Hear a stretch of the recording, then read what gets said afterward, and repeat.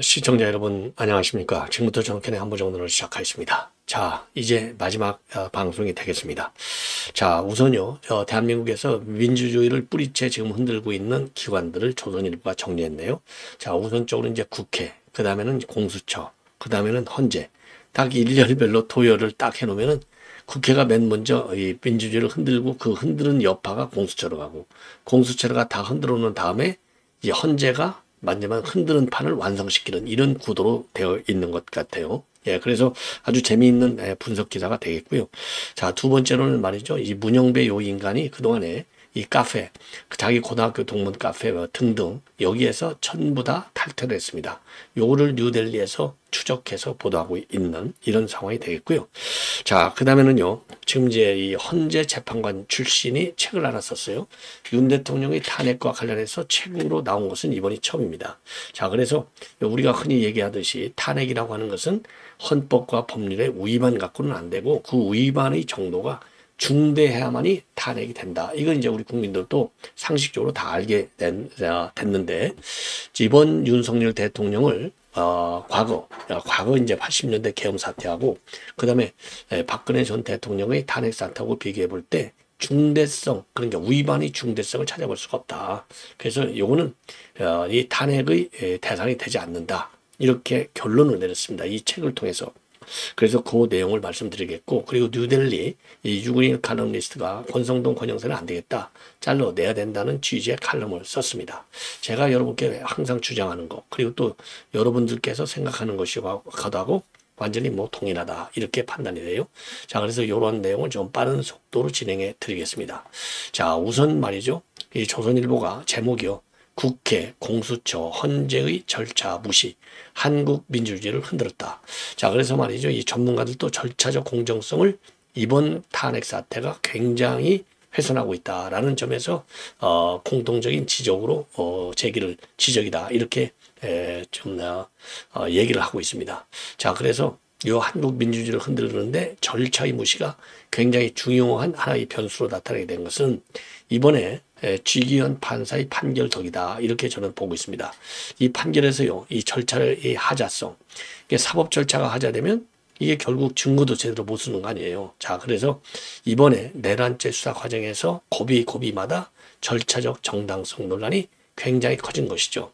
그래서 현직 대통령을 파면하는 사법 절차는 그야말로 국민이 이 선거로 뽑은 그 대통령인데 이거를 뒤집으려면 어떤 이 법적 절차가 오더라도 그야말로 절차의 중요성과 그 다음에 실체적 진실이 특별히 존중을 돼야 되는데 이번에는요, 절차적인 흠결도 워낙 많은 데다가 실체적인 측면에서의 쟁점도 너무나 많아요. 그런데 헌재가 이거를 졸속으로 처리하겠다는 거.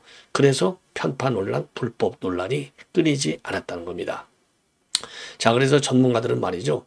여야 정치권이 이 사법 절차에 깊이 개인하면서 진영 우선주의, 그리고 결과 반영주의, 그리고 속도의 중시, 이런 것들이 이제 상당히 후진적인 특성이 되겠는데 이 정치 후진성이 결국 사법제도의 절차적 정당성까지 훼손하게 됐다. 이렇게 평가하고 민주주의를 지키는 최후의 보루가 되어야 할 사법부마저도 이러한 정치 논리에 휘둘리면서 이 절차적 정당성이 무시됐다. 이런 점을 지적하고 있어요.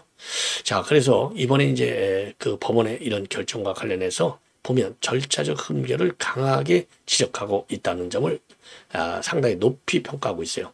그래서 이제 구속기간을 넘긴 채 기소가 됐고, 그리고 설사 기간이 넘지 않았다 하더라도 공수처의 내란죄 수사권이 없는데 이게 어떻게 수사를 하느냐. 자, 이런 근본적 문제점을 제기하고 있는 겁니다. 그래서 손봉호 서울대 명예교수 같은 경우에는요, 공수처는 윤 대통령을 수사하면서 절차적 정의를 제대로 준수하지 않았다. 내란죄 수사권이 없고 영장 쇼핑을 했다는 논란에도 수사를 강행해서 논란을 자초한 거 아니냐. 그래서 법원의 구속 취소 결정은 절차적 정의에 대한 국민 여론을 환기시키는 계기가 되었다. 이렇게 높이 평가하고 있습니다. 자, 그러면 왜 이런 상황이 생겼느냐? 이 공수처가 출범할 때부터 검수한 바, 그렇죠? 졸속으로 이게 패스트트랙 태워가지고 이 공수처가 설치됐잖아요. 그야말로 조국 사태에 대한 검찰의 보복 조치로 공수처가 탄생된 거예요. 그러니까 태생 자체부터 정당성을 결여한, 절차적 정당성을 결여한 조직이 돼버린 거예요. 그러다 보니까 그야말로 이 공수처가 정치적인 목적, 이것 때문에 만들어진 조직이다 보니까 헌정사상 처음으로 현직 대통령을 체포 구속했는데 이게 결국은 절차적 정당성이 결여되다 보니까 이게 서부지법 난동 사태를 야기하게 되고 그리고 구속이 취소된 것 아니냐. 예. 이렇게 이제 결론을 낼 수 있고요. 그리고 이제 헌재의 탄핵 심판도 보면은 시종일관 처음서부터 끝까지 졸속 재판 논란을 벗어나지 못하고 있다는 겁니다. 대표적인 예가 바로 뭐냐? 내란죄 철회가 대표적인 거죠. 내란죄를 철회하겠다고 했으면은 탄핵 사유의 80%가 철회된 것이어서 탄핵 소추 자체를 각해야 된다. 윤 대통령 변호인 측에서 그렇게 강력히 반발을 했고 그리고 허영 경희대 석좌 교수마저도 탄핵 소추 안에 내란죄 이 부분을 핵심인 내란죄 부분을 갖다가 국회 결의도 없이 철회한 것은 이건 사기 탄핵이 될 수 있다. 이렇게 주장을 하면서 이걸 보면 이거는 각하해야 된다라고 주장을 하고 있는데 이거 계속해서 심리를 해왔지 않습니까? 자, 더군다나 말이죠. 더군다나 그야말로 초시계까지 동원해서 시간을 정해놓고 증인신문을 하고 그리고 윤 대통령의 직접 신문은 또 제한하고 말이죠. 자, 이런 그 졸속 재판 참 큰 문제라는 것이죠.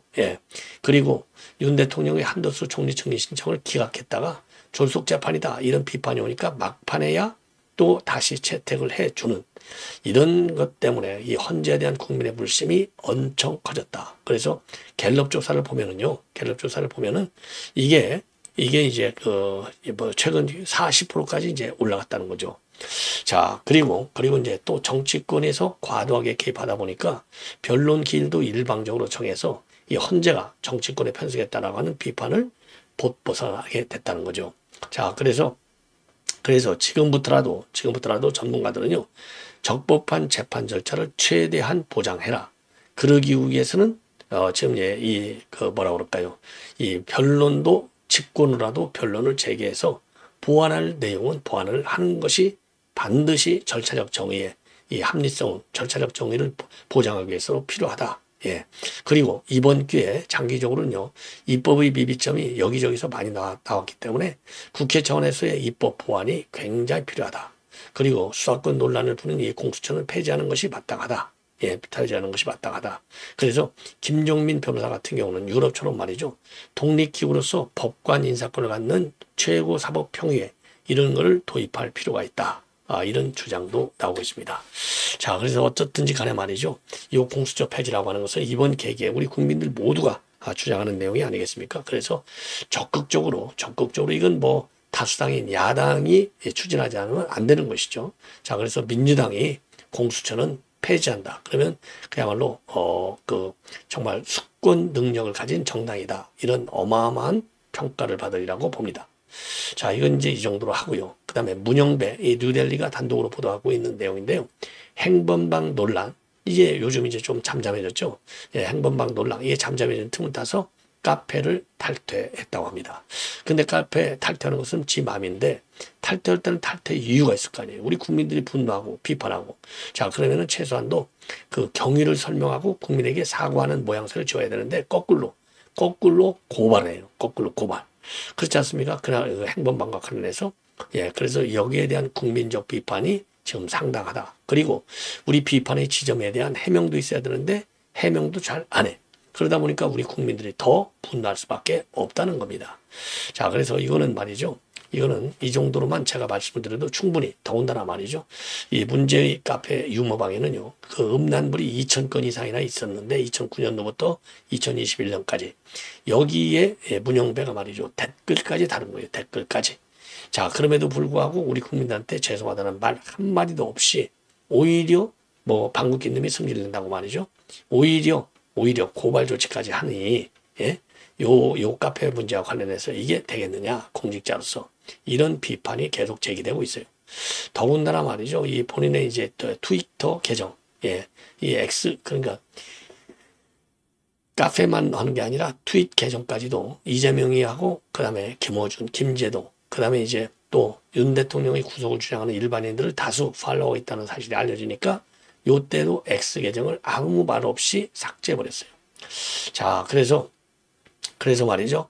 학생, 학부모, 교사, 인권보호연대는요, 이 문형배를 갖다가 아동 청소년의 성보호에 관한 법률 위반 혐의로 경찰이 고발했습니다. 자, 그러면서 이 문형배는 문제가 되면 항상 삭제를 하는데 이번 고발도 그야말로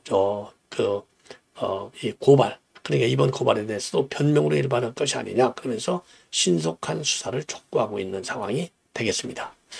자, 그리고요, 이거 지금 굉장히 설득력 있는 책이 하나 나왔어요. 바로 19년 경력, 그러니까 뭐 거의 20년이죠. 뭐 그러면 뭐 선수죠. 19년 경력의 헌법재판소 연구관, 그리고 연구부장 출신의 법조인인데, 이 법조인은요, 이명웅 변호사입니다. 이분이요, 이 윤석열 대통령의 탄핵 사태를 전문적으로 다룬 단행본을 출간했습니다. 요 단행본은 지금 이제 말하자면 과거에 1980년대 비상계엄하고 노무현 박근혜 대통령 탄핵에 대한 헌법재판소 판례를 분석해서 윤 대통령의 경우 법 위반의 중대성, 이게 제일 큰 기준인데 이 법 위반의 중대성이 전혀 없다. 따라서 이 기준으로 보면 탄핵은 기각되어야 한다. 이런 주장을 하고 있는 지금 상황이 되겠습니다. 자, 그래서 이 변호사, 뭐 성씨도 이신데요, 이명웅 변호사.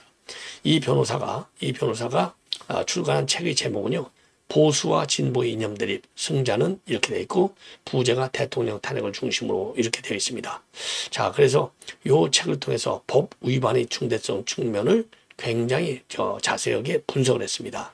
왜냐? 탄핵이라고 하는 것은 헌법 제1조, 그 다음에 67조 제1항에 따라서 국민이 선거로 선출한 대통령의 임기를 박탈하려면 단순한 법률 위반 혐의, 단순한 헌법 위반 혐의만 가지고서는 안 된다. 이렇게 이 변호사가 주장을 하고 있어요. 자, 그러면서 계엄의 요건 구비 여부에 국가 원수인 대통령의 판단 재량이 인정돼야 한다. 따라서 윤 대통령은 자유민주주의 수호를 위한 조치로서 비상계엄을 선포했다고 하지 않느냐. 예. 그리고 계엄 선포 배경으로 몇 가지를 또 밝혔죠. 국회의 29번에 되는 탄핵소추 남용, 그리고 국회의 행정부에 대한 부당한 예산 삭감, 그 다음에 간첩, 그 다음에 의회의 독재 권한 행사, 그리고 친북 친중 경향에 따른 안보 우역과 한미동맹 훼손, 이런 그 객관적 근거를 지금 가지고 윤 대통령이 계엄을 선포했어요. 자, 그래서 이거는 하나의 그렇기 때문에 요런 내용을 충분히 이해할 만하고, 이거는 대통령의 이 판단 재량에 속한다. 그러니까 이 판단의 재량을 법률적으로도 인정해 줘야 된다는 거죠. 그래서 기각 또는 각하가 맞다. 그리고 또 여론주의도 굉장히 중요하다. 이렇게 입장을 내놨어요. 그래서 지금 여론이 굉장히 좋아지고 있는데, 요거를 바로 이제 어제죠. 어제 헌재에 참고 자료로 보냈다는 거 아니겠습니까? 잘한 것 같아요. 예. 그리고 특히 지지율이 비상계엄 때보다도 압도적으로 빠른 속도로 지금 증가하고 있잖아요.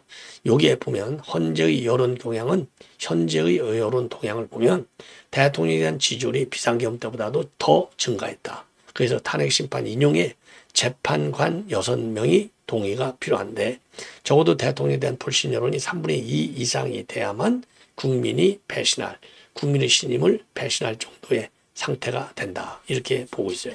자, 그래서 이것만 보더라도요, 지금 이 저자 이병영 변호사가 주장한 내용을 보면은, 아까 말씀드린 대로 이거는 고도의 통치력을 하는 점, 그리고 지금 그 문제점으로 지적되는 점에 대해서 그런 사안에 대해서는 우리 국민들이 공감하고 동의한다고 하는 점, 이런 점들을 보면은 위법성은 관두고 말이죠.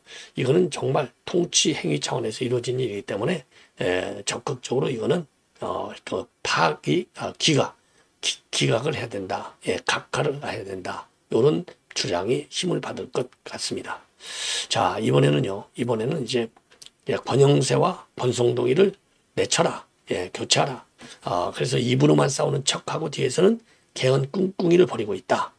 오로지 몸통 속에는 말이죠. 머릿속에는 권력과 지위를 유지하려는 욕심밖에 없을 것이다. 그래서 내각제를 개헌해서 부족장을 하겠다는 것인데, 강골들로 국민의힘 지도부를 다시 짜야 된다. 이런 주장을 하고 있는 겁니다. 자, 그래서 싸울 생각조차 않는 인간들, 이게 바로 권영세, 권성동이라는 거죠. 그래서 입으로만 싸우는 척하고 뒤에서는 개헌 꿍꿍이를 벌이고 있는데, 잘라내라. 이게 이제 6.21 칼럼들의 주장이 되겠습니다. 자, 그래서 요거는요, 내용이 굉장히 좋아요. 자, 그래서 이제는 헌재가 각하해서 직무를 빨리 복귀하셔야 되겠다. 그러려면 윤 대통령의 구속 취소와 관저 복귀를 기점으로 해서 대한민국 세력은 더 본격적인 싸움을 준비해야 된다. 이 시점의 과제는 물론 윤 대통령 탄핵 소추 각하다. 그래서 윤 대통령의 직무 복귀부터 이루는 것이다. 그 전에 너무 많은 일을 한꺼번에 할 수는 없다. 그러나 윤 대통령 팀과 대한민국 진영은 싸움은 이제부터라는 각오와 인식만은 투철하게 다져야 할 때다. 자유인들이 맞서 싸우는 적은 자유사회에서 볼 수 있는 보통의 반대자가 아닌 까닭이다. 저들은 자유민주주의 체제를 존중하는 진보 세력이 아니고 저들은 민족해방, 민주주의를 지향하는 전체주의 일당 독재 세력이다. 저들은 발전된 선진 자본주의 사회에선 폭력 현명이 여의치 않다는 계산에서 전술적으로만 체제 안의 합법적 반대자로 신용한다. 원칙적으로 체제 전복을 깨한다. 겉으로는 합법, 속으로는 비합법, 반합법이다. 지금 국민의힘 가지고는 싸울 수 없다. 싸워 이길 수 없다. 예, 단정하고 있어요. 그래서 이런 집단과 맞붙어 대한민국을 수호하는 게 바로 윤석열 대통령 팀 플러스 자유, 민주, 공화, 시민이 감당할 지엄한 과제다. 이걸 저 알량한 국민의힘이 해주길 바랄 수 있나? 없다. 그렇다면 새 자유, 우파 주류 세력을 구축해야 한다. 이 주정 말고도 내각제 개헌을 중심으로 우리 정치의 주도권을 장악하려는 정파 플러스 언론 기득권이 있다. 이들은 지금 호시탐탐 차기 한국을 거머쥐려고 끈질기게 움직이고 있다. 그리고 이들은 비좌파 안의 탄핵 쓰레기고 기회주의자들이다. 이들은 박근혜 윤석열 두 대통령을 연거푸 보란했다. 이 원칙에 배어서 그들은 정통 자유 세력을 극우라 헐뜯으면서 적대하고 있다. 예. 자, 그리고요, 투사형 지도부로 국민의 새 판을 짜라. 이 좌익 플러스 기회자들과 싸워 이기려면 정통 자유진영은 국민의힘 안의 좋은 사람들, 너굿 사람들 플러스 윤 대통령 인맥 플러스 3.1절 국민정화운동의 공통 투쟁 전설을 구축해야 된다. 이를 위해서는요, 권영세 건설팀은 물러서야 한다. 그 대신에 제대로 싸우는 국민의힘들이 들어서야 한다. 이렇게 해서 강한 국민의힘 그리고 강한 윤 대통령실 플러스 3.1절 국민정화운동이 강한 자유투쟁을 벌여나갈 것이다. 예. 꿈깨라 할 것이다. 하지만 진사태천명을 그런 걸 좀 본인은 아주 의지하고 있다. 믿고 있다. 정신적으로. 그리고 지금의 국민의힘은 진인사를 할 우인들이 아니다. 이런 그들을 어떻게 믿고 살겠는가. 김문수, 나경원, 윤상현, 박대출, 강승규, 김민전, 장동혁, 박수영, 주진우, 조배수, 강선영 빨리 윤 대통령의 새 주류를 써라. 하루 헌재 24시간 릴레이 시위, 의원직 총사퇴론이 좋다. 윤 대통령도 앞으로 확실한 인사로 강한 팀을 짜야 한다. 그동안 배시안을 속출한 것을 깜빵에서 보고 느꼈을 것이다. 그래서 한동훈과 그 일행들, 안철수, 오세훈, 유정보, 김태흠, 김명림, 김영환, 이런 그리고 최상복, 이주호도 자유민주공화 시민들, 2030 대학생들, 그들이 있기에 대한민국은 무너지지 않을 것이다. 그리고 꽃같은 청춘들의 삭발식 전국 대학생 국회 기자회견을 바라보면서 아주 참 눈시울이 뜨거지는 이런 그 칼럼이 되겠습니다. 자, 시청자 여러분, 이것으로 본 방송을 마치겠습니다. 편안히 주무십시오.